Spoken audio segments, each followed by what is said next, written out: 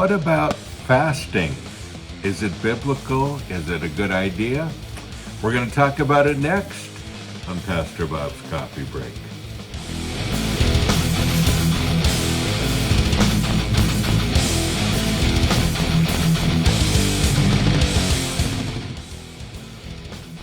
On Christ, the solid rock, I stand. All other ground is sinking sand. Great hymn of the faith. And folks, again, in that mug, Headbangers Brew. My favorite blend, drinking a little Joe Mama this morning. With regular size K-Cups, 5-pound bags. All of our coffee, all of our bling, our posters, our t-shirts, our mugs are all right here. We are metalwearfamily.com. Dear Pastor Bob, I was looking through your SIM list and Sanctuary International Matrix list of all the podcasts that I've done. There's a listing on our website by topic, so you can look up the topic and you can go to that particular one. So I was looking through your SIM list and I can't find anything about fasting. I'm a bit confused about this subject. So many churches are talking about fasting, 1, 3, even 21-day fasts. The Bible says that Daniel fasted, and after 21 days he got the answer. It wasn't a set time. He fasted until God answered. What's the true purpose of fasting? I seriously can't find or understand the true meaning behind fasting. If God tells us to do something, it should bring us closer to Him. What are we supposed to do during fasting according to the Bible? I've tried fasting for a day and just spending time in the Word and listening to God. At the end of the day, I was hungry and grumpy. Didn't feel at all closer to God, and then the whole point of fasting is lost, right?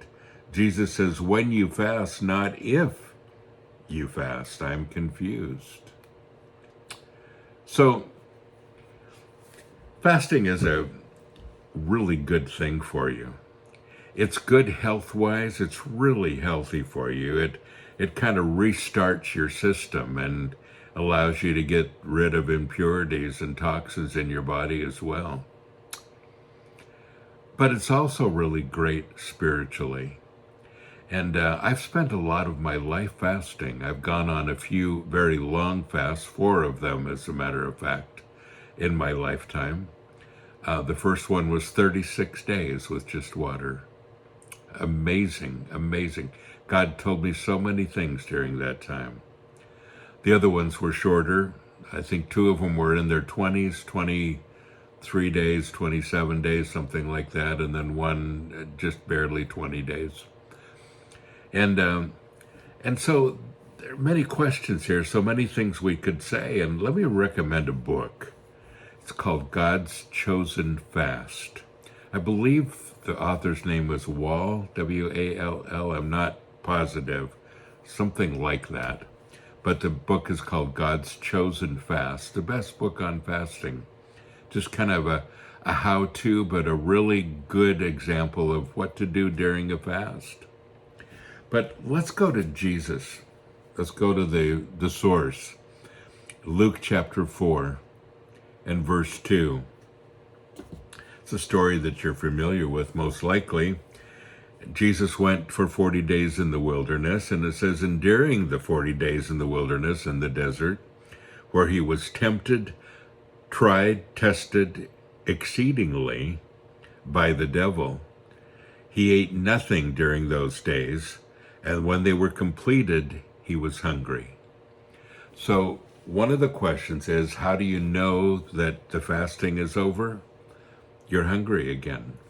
So when you go without eating for a day, you're not having hunger pains. You're having, your stomach is shrinking a bit, and that's what you're feeling.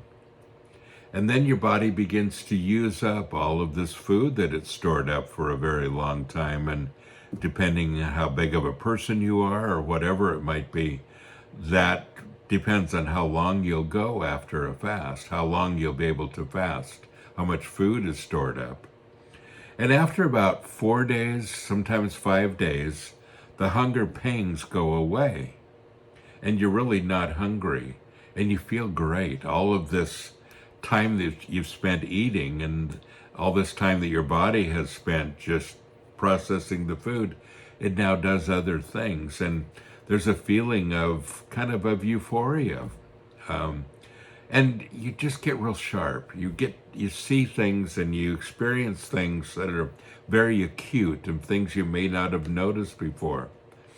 And for me, my relationship with God has always been amazing during that time. And when I bring my deepest questions to Him for some ideas moving forward in my life, or specific directions, or whatever it might be, I can hear Him. It's amazing how much the Bible comes to life, all of that. But then when you start having those hunger pangs in your stomach, it really is time to eat, because your stomach starts to eat itself, actually. And when that happens, you start eating again and start eating very slowly. If you're planning to go on a longer fast, I would read this book. It's the book that guided me on my very first fast when I was in my mid-20s.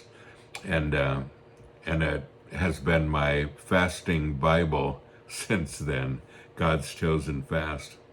But this is a key. Jesus went 40 days. His fast was 40 days. My longest one was 36.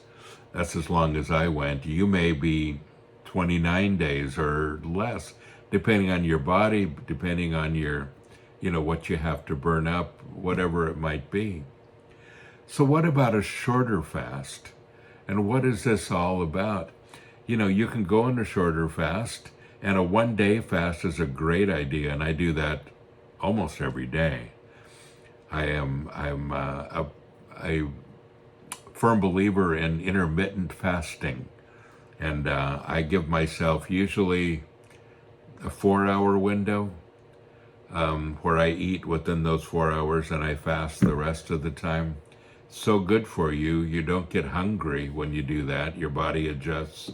And as long as you're eating the right kinds of food, your body is fine with it. And so intermittent fasting, something I do almost every day. And I try to, like every week or 2 weeks, I try to go on a full 24-hour period so that my body can adjust again too. I miss those longer fasts, and for other reasons, I just haven't done that yet, but I would love to go on a longer fast at some point.